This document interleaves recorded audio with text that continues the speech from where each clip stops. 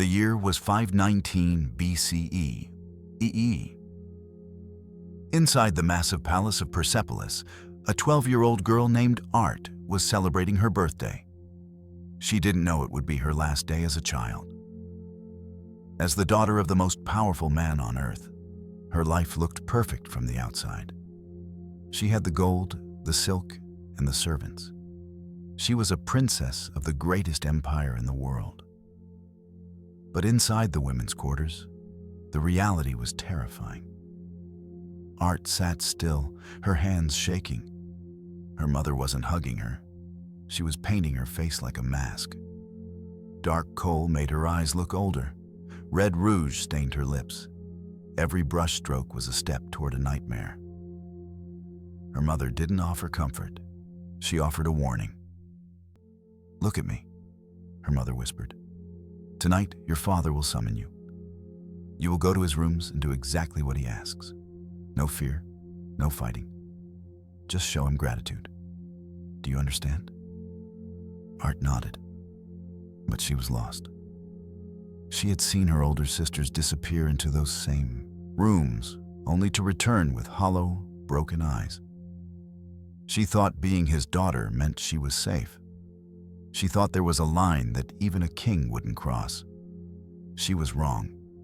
Art was entering a system so corrupt, it would eventually sicken the entire world.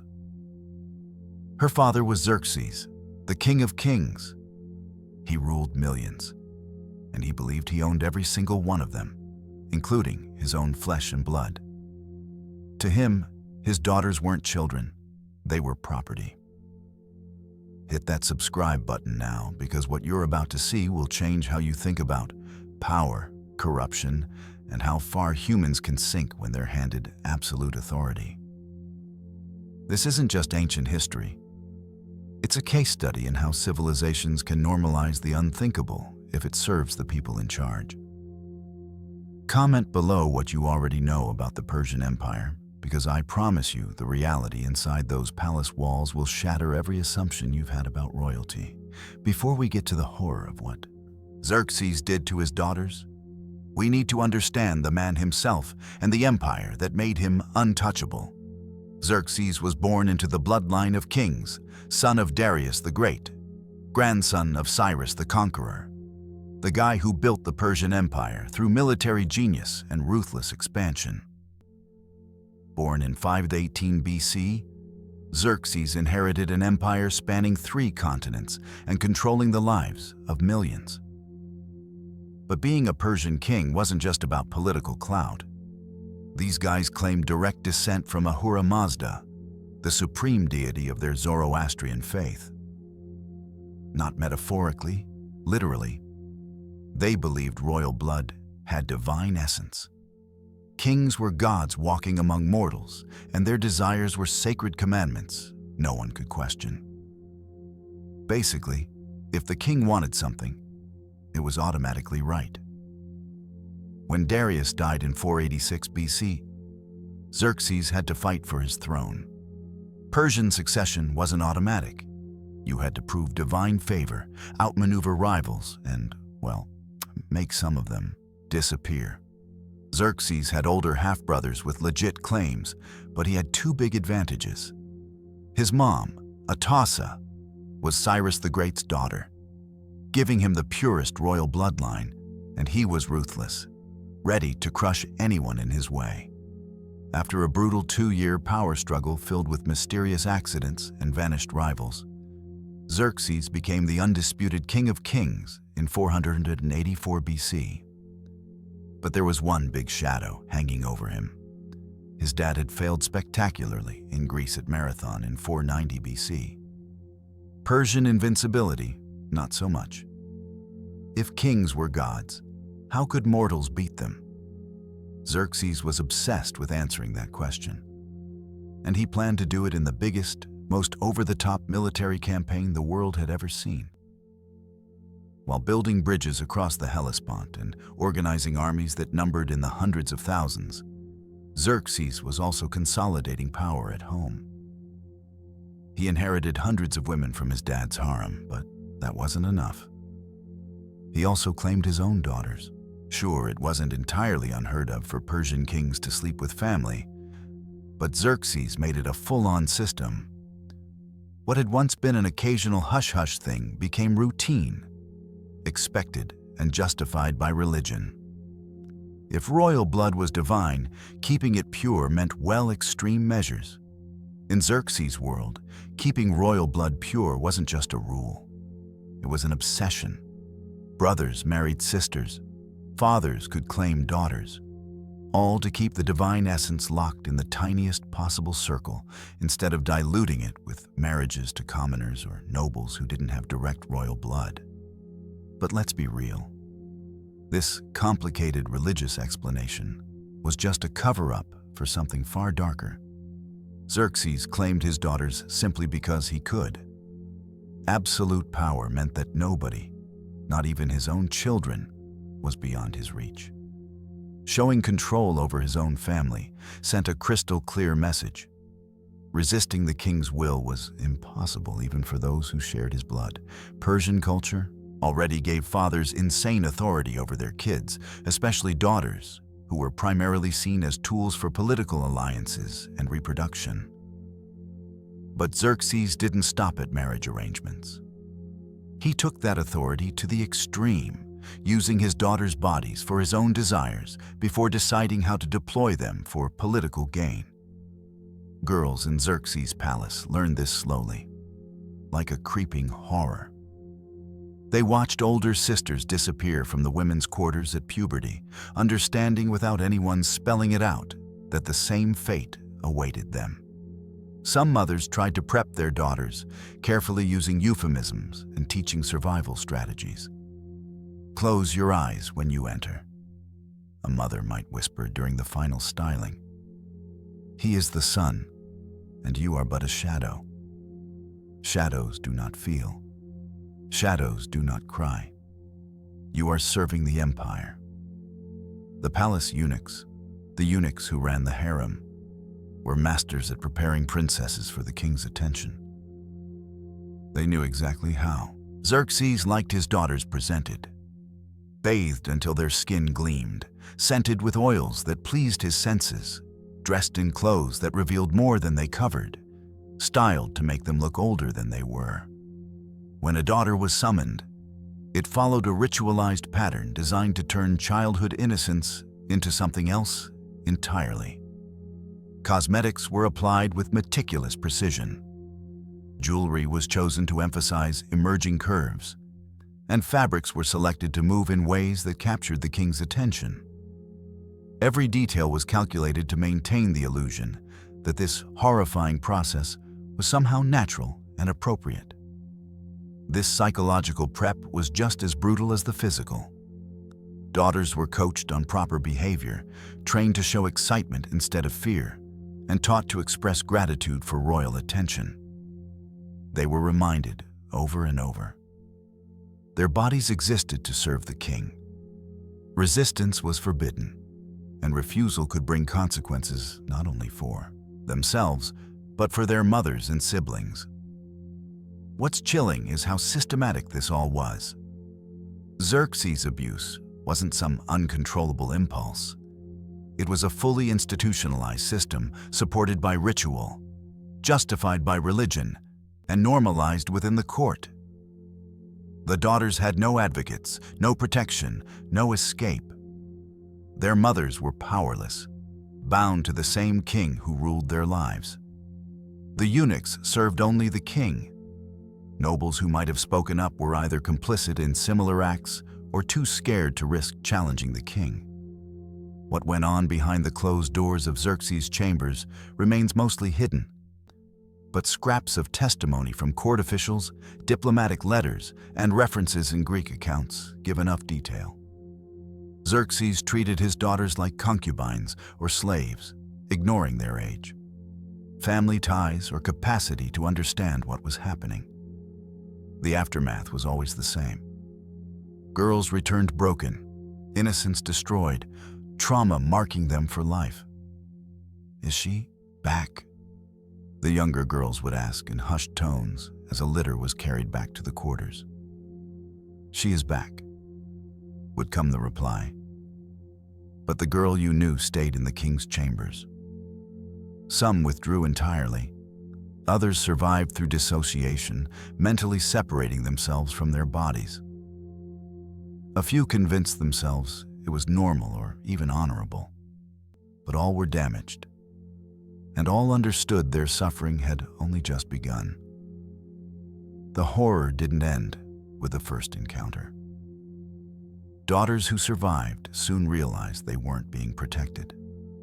They were assets to be used over and over until the king chose to discard them for political gain. Some were summoned regularly, rotating in the king's system of available women. They'd get the dreaded notice from a palace eunuch, knowing they had hours to prepare for another encounter. This unpredictability created its own kind of psychological torture. Never knowing when the next summons would come, always anticipating trauma, never safe, even in the women's quarters that's supposed to be a sanctuary. Others were called only occasionally, depending on the king's whims. The uncertainty haunted them endlessly, preventing closure or recovery.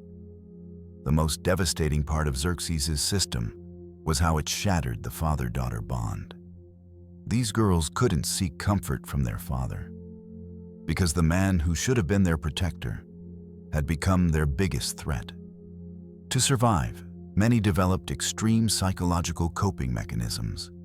Some dissociated completely during encounters, mentally leaving their bodies, retreating into private inner worlds.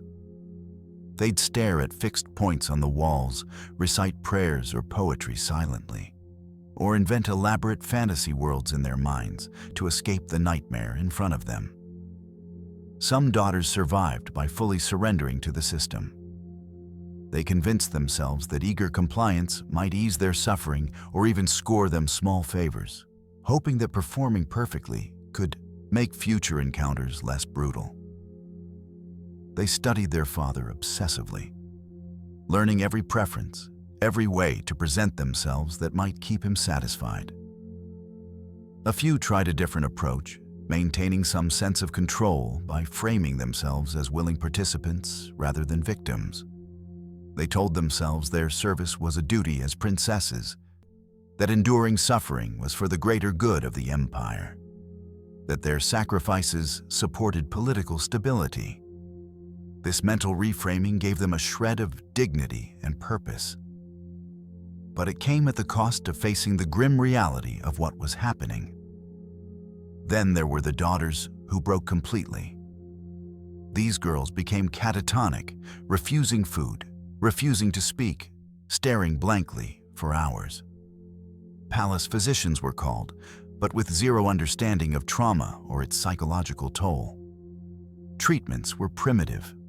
Bloodletting, herbal remedies, prayers. None of it addressed the devastation inside. And when daughters collapsed, mentally, it created a problem for Xerxes. A princess who couldn't function properly reflected poorly on royal power, implying that the king's divine authority wasn't absolute. These broken daughters were quietly removed from the palace and sent to remote estates, kept out of sight, so the royal family wouldn't be embarrassed or questioned. The court culture around Xerxes' abuse shows how institutions can normalize the unimaginable when it serves the powerful. Palace officials developed schedules for the king's access to his daughters, balancing his whims with practical concerns, like recovery time between encounters. Eunuchs became experts at reading the king's moods and picking the daughter most likely to satisfy him each night. Medical staff learned to treat injuries and trauma discreetly, avoiding records that could raise embarrassing questions. They became complicit in abuse through their professionalism, managing the aftermath without ever questioning the system. Even mothers, trapped in the same harem system, were forced into silence, participating in preparations they knew were horrifying, because their survival and that of their other children depended on maintaining the illusion that it was all acceptable. Religious authorities were equally corrupted. Zoroastrian priests created elaborate theological justifications for Xerxes' actions, twisting doctrines of divine bloodlines and sacred purity into proof that the king could claim his daughters. Power had co-opted even the moral authorities, showing how anyone who depended on the king for survival could be convinced to rationalize the irrational. The broader nobility also benefited. When Xerxes eventually married off his daughters for political gain, nobles gained social and political leverage. These princesses were not rescued. They were transferred from one form of exploitation to another. The nobles knew exactly what they were getting. Traumatized, psychologically damaged young women, often struggling with intimacy and trust, but still powerful symbols of royal connection. These marriages cemented loyalty, advanced noble ambitions, and erased reminders of the king's abuse from the palace, all under the guise of normalcy. The daughters who survived marriage faced a new challenge: building lives with men who saw them primarily as political tools. Some found husbands who treated them decently, allowing for a semblance of normal life, though true happiness remained elusive. Others endured further exploitation, as damaged royal women were easy targets for continued abuse, and the next generation carried the consequences. Children inherited the trauma of mothers who had been systematically abused and lacked the psychological tools to parent normally. This shows how Xerxes' abuse extended far beyond immediate victims. The system created generational trauma, spreading dysfunction through families and communities for decades. When institutions normalize exploitation, when courts, religion, and culture bend to protect power rather than people, the damage ripples endlessly. The scale of corruption grew even more apparent during Xerxes' military campaigns, especially his massive invasion of Greece. The Greek campaign of 480 BC wasn't just a display of military might. It became another arena where Xerxes weaponized his daughters. He brought several of them along, officially claiming he needed familiar comforts to maintain his lifestyle and project confidence in Persian victory. In reality, it was another extension of his system of absolute control. The daughters, already traumatized, became tools of political and psychological power, demonstrating the horrifying lengths a king could go to project dominance both at home and on the battlefield. The truth was way darker than anyone could imagine. Xerxes realized that his traumatized daughters could be twisted into tools for keeping his army in line and rewarding top commanders. These young women, already shattered by years of abuse, became instruments of military policy in ways that defied every concept of decency. Just moving them on campaign was a logistical nightmare. Special wagons with reinforced walls and heavy curtains were built to isolate them, as Persian royal culture demanded. Teams of eunuchs managed every detail of their care. The baggage trains stretched for miles, a massive investment, showing exactly how critical Xerxes considered their role in his campaign strategy.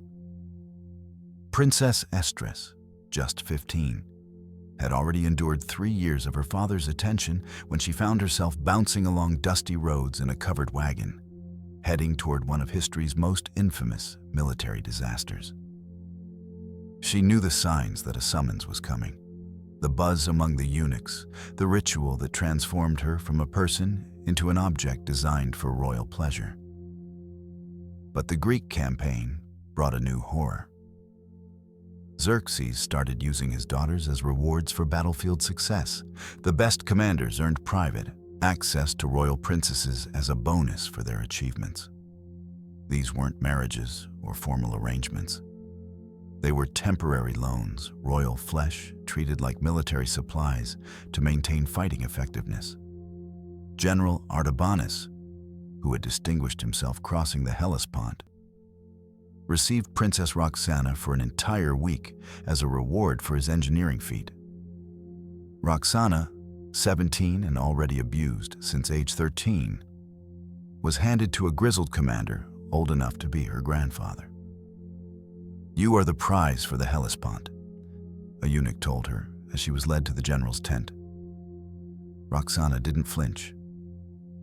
"I am a coin," she replied, her voice hollow, "spent by my father to buy a general's loyalty." She was expected to act enthusiastic, treating it as an honor rather than the latest violation. The psychological toll was immense. These girls had already learned that their fathers saw them as property. Now they discovered this property could be loaned to strangers. Their bodies, the ultimate symbol of their lack of worth, could be traded for military performance. Commander Mebissus earned Princess Atassa for quelling a rebellion among Greek allies before the Battle of Thermopylae. At 19, she had developed severe anxiety, trembling hands, shallow breathing whenever summoned for royal service. Now she faced days with a man she had never met, serving his pleasure as a reward. Soldiers and camp followers saw it all. The empire's supposedly most precious women were distributed like spoils to reward military competence. The message was brutal. Perform well, and even forbidden pleasures might be yours. Fail, and the consequences went far beyond professional disappointment. This systematic exploitation served multiple purposes for Xerxes. It was the ultimate demonstration of absolute power. Nothing, not even his daughters, was beyond his authority. It forged intense bonds with key commanders, secrets that made betrayal dangerous and provided rewards no rival could replicate. Religious justifications were stretched even further. Court priests argued royal blood was so sacred that even temporary contact blessed recipients. Commanders who served exceptionally could access divine essence, proving the king's favor and guaranteeing Persian victory. These twisted arguments reveal how completely religious institutions were corrupted to uphold absolute power. The daughters themselves had no voice. Orders came from palace eunuchs with the same matter-of-fact tone as any administrative instruction. They were expected to prepare through the same ritualized routines, as if they were attending their father, presenting themselves as eager participants rather than victims. Princess Fardam, victimized since age 12, was told she would spend 3 days with General Artaines after his successful cavalry charge at the Battle of Plataea. At 18, she had already endured 6 years of systematic abuse, and now faced being used yet again by a man who saw her as a prize, not a human, deserving of basic respect and protection. Pulling off these assignments took insane planning. Separate tents were set up for the princesses and their assigned commanders, decked out in luxuries befitting royalty, but isolated from the main camp to keep everything discreet. Persian culture demanded it. Teams of servants managed every little thing from meals to bathing, and even disposing of anything that might leave evidence of what went down. Commanders got the message loud and clear. They were being handed extraordinary privileges, but it came with responsibilities. Absolute discretion was required. These encounters were state secrets, never to be discussed openly, and they knew their careers could hinge on how well they performed, because pleasing royal daughters reflected their ability to handle other delicate duties. General Darius, a distant cousin of the king, got Princess Art for a full month as a reward for conquering a Greek fortress considered untouchable. Art 20 had developed a dissociative coping mechanism, mentally separating herself from what was happening while men used her body for their pleasure. This allowed her to survive years of abuse. But the eerie calm disturbed even hardened military commanders during her assignment. Xerxes' plan worked exactly as intended. Ordinary soldiers, hearing that outstanding service could earn access to royal daughters, fought with desperate intensity. Officers competed ruthlessly for royal attention, knowing battlefield skill alone might not be enough. This weaponization of sexual access created a military culture that was both hyper-motivated and deeply corrupt. Commanders took bigger risks. Soldiers committed atrocities, all to show loyalty and willingness to serve the king's interests without moral limits. Greek defenders who eventually learned about these practices were horrified. Even cultures that accepted slavery and concubinage had lines, but Persian royal practices obliterated them entirely. The idea that a father would abuse daughters systematically and hand them out to subordinates as rewards was incomprehensible. Herodotus, writing decades later, struggled to describe what Persian prisoners revealed about these practices and even filtered through Greek assumptions. The horror came through. The surviving princesses returned to Persia, carrying even more trauma. They had learned that their suffering could always escalate, that new forms of exploitation could be invented anytime the king wanted. Recovery was impossible while they remained under his control. Princess Mandane, assigned to 4 different commanders during the campaign, developed a complete inability to trust anyone. She flinched violently, even at female servants. Her psychological state so fragile, she needed constant supervision to avoid self-harm. After the Greek invasion failed, culminating in the naval disaster at Salamis and the land defeat at Plataea, Xerxes faced a legitimacy crisis. He had claimed divine favor, yet inferior Greek armies had beaten his forces. His response tightened control over what he could still dominate, including his daughters. The abuse that had been partially hidden under military necessity now became more frequent, more overt. Xerxes summoned his daughters with increasing regularity, as if their submission could make up for his failures on the battlefield. Young women who had hoped the ordeal might end with the king's return instead found it intensifying. Palace eunuchs noticed the shift in his behavior. The king's treatment of his daughters had grown more violent, more psychologically cruel, a chilling display of absolute power. The palace and court officials recorded what they saw, but only the most vague, coded ways. They had to protect themselves from the king's wrath while still noting the escalating abuse. The daughters, meanwhile, had zero outlet for their trauma. No escape, no rescue, no hope that anything would get better.